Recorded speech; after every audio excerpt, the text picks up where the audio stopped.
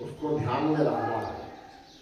क्या ध्यान में रखना है? अब दुनिया की चीज नहीं मांगनी परमात्मा से। एक बात बिल्कुल ध्यान में रखनी कि दुनिया की चीज जो भी अपने को मिलने वाली है वो प्रारब्ध से मिलेगी या फिर मेहनत से मिलेगी। जिसके प्रारब्ध में कुछ नहीं लिखा उसको मेहनत करनी पड़ेगी, मजदूरी करनी पड़ेगी, तो दुनिया की चीज मिलेगी।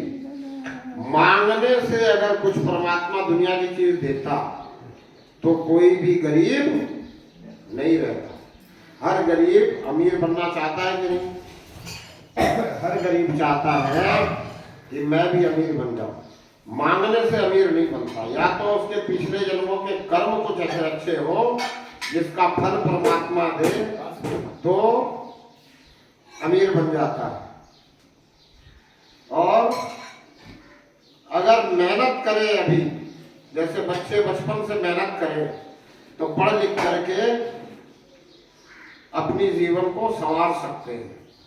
तो समय से पहले और भाग्य से ज्यादा उसको मिलता है जो सच्चाई ईमानदारी से मेहनत करता है। समय से पहले और भाग्य से ज्यादा किसको मिलता है? जो सच्चाई ईमानदारी से मेहनत करता है। अगर बच्चा को ये बात बता दी गई कि समय से पहले और भाग्य से ज्यादा कुछ नहीं मिलता तो फिर बच्चा मेहनत क्यों करेगा? कि भाई जब समय आएगा तो सब कुछ मिल ही जाएगा, भाग्य से पहले नहीं मिले तो मेहनत क्यों करें?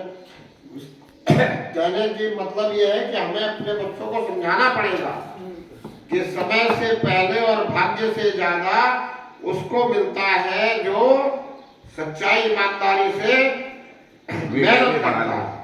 सच्चाई ईमानदारी से मेहनत करने के लिए प्रेरित करो बच्चों को, तभी जाकर के वो अपना मन किसी भी कार्य में पूरा लगाएंगे। आप क्या चाहते हो कि बच्चे पढ़े लिखे, पढ़ लिख करके होशियार हो जाए, पढ़ लिख करके जो है अच्छी जीवन जिए, तो उनको पढ़ने लिखने के लिए उत्साहित करने के लिए उनसे कहो कि कर्म करने से ही भाग्य बनता है। अभी अगर तुम ये मेहनत का कर्म करोगे, मेहनत करके पढ़ाई करोगे, पढ़ाई में मेहनत करोगे, मेहनत भी कुछ नहीं है, सिर्फ दिमाग बुद्धि पढ़ाई में लगानी है, शरीर से कोई मेहनत करनी नहीं है। ये बताने की बात है कि अगर तुम अभी खेल खेलते हुए भी पढ़ाई का ध्यान करते रहोगे तो तुम्हारे जीवन में आगे खुशहाली आएगी। जो भी बच्चा 25 साल तक मेहनत कर लेता है इस शिक्षा में, उसको शिक्षा पूरी होने के बाद जीवन में आनंद ही आनंद होता है। इसलिए ये बात बिल्कुल आपने अपने बच्चों को, नौनिहालों को समझाना है कि मेहनत ही सफलता की पूंजी है। ये विवेकानंद जैसे संत भी कह गए कि इस जीवन में अगर आप भौतिक सफलता चाहते हो, भौतिक संपन्नता चाहते हो, तो मेहनत ही इसकी चाबी है। चाबी लगाओ, मेहनत करो, आनंद का दरवाजा खुल जाएगा।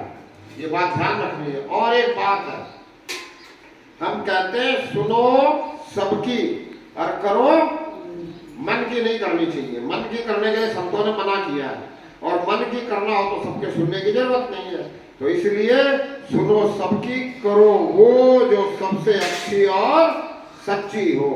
सबके सुनने के बाद बुद्धि से, विवेक से सोचो, जो सबसे अच्छी हो और सच्ची हो वो करो।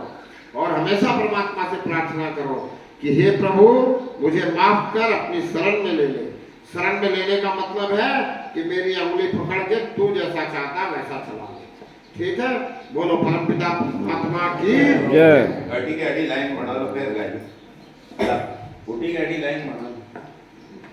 सीधा यूं की लोटे अटी हो आप में आपको मारता ऐसे फोटो नहीं खड़ा हो नहीं यार। अच्छा फोटो खिंचवानी है, बराबर खड़े हो जाओ। बोलो तो सही, फोटो खिंचवानी है।